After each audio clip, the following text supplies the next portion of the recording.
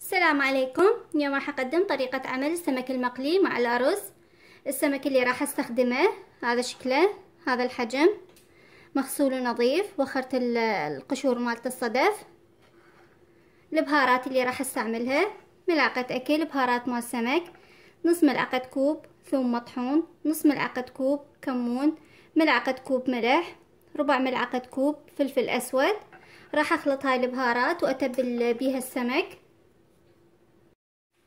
اول شي راح اخلط كل هاي البهارات ويا الملح بهالشكل هذا.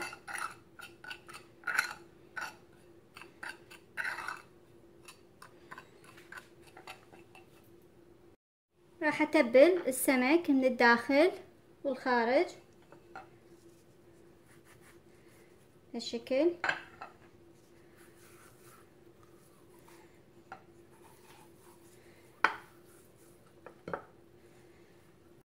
بعد ما انتهيت من تتبيلة السمك ها شكله اصبح. اثناء ما اريد اقلي السمك راح استعمل لتغطية السمك من الخارج هذا النوع من الطحين، هذا يكون جاهز بنوع من البهارات.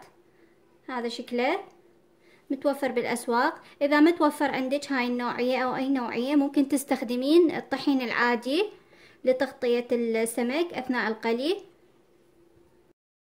بعد ما تبلت السمك تركته يتشبع بالتتبيلة مالته. راح اجهز الرز.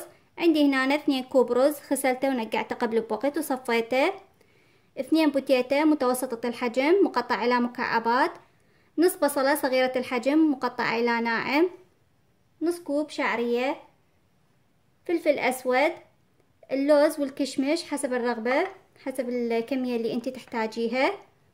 هنا البهارات عندي: نص ملعقة كوب كمون، نص ملعقة كوب كركم، ملعقة كوب ملح. عندي هنا المي والزيت. هسه راح ابدي اجهز الرز. هنا خليت بالقدر ربع كوب زيت. راح اضيف البصل،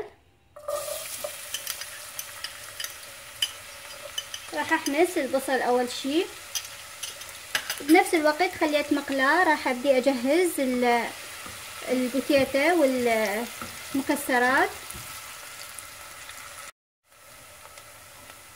هسه راح ابدي اقلي اللوز اول شي. بعد ما تحمص عندي البصل راح اضيف الشعرية، احمصها شوية. بعد ما حمصت الشعرية والبصل ضفت البهارات والملح ورشة فلفل اسود. راح اضيف الرز. راح اخلط الرز البهارات والشعرية بهالشكل.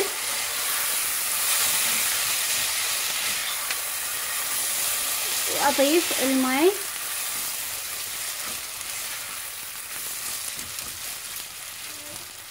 ضفت 4 كب مي، استعملت هذا القياس 4 كب. حتركه على نار عالية لحد ما يغلي ويصفى المي مالته. بعد ما انتهيت من اللوز هسه ضفت الكشمش. طبعا هنا الرز اني خليته على نار عالية.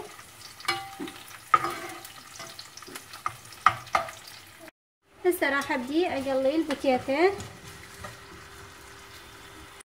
بعد ما انتهيت قليت البوتيتا واللوز والكشمش راح ابدي اقلي السمك. طبعا هسه راح ابدي اغطي السمك اللي متبلته اني بالطحين الجاهز. مثل ما قلت اذا متوفر عندك الطحين الجاهز ممكن تستعملين طحين عادي. لاحظ انه اني غطيت السمك بالطحين بس من فوق، من الداخل متبل ما غطيته بس من فوق. واثناء ما تغطيه رأسا مباشرة تقلين للتركي، لان اذا تركتيه فترة راح يكون اثناء القلي رطب، يعني ما يكون مقرمش شوية. هسه راح ابدي اقلي لان الزيت عندي حار اصبح جاهز.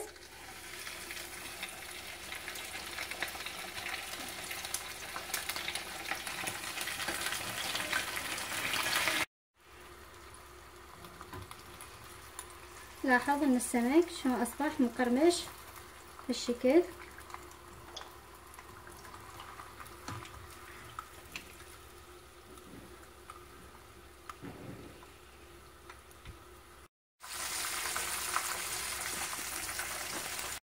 وهذا الشكل النهائي للسمك المقلي مع الأرز. إن شاء الله ينال إعجابكم وألف عافية.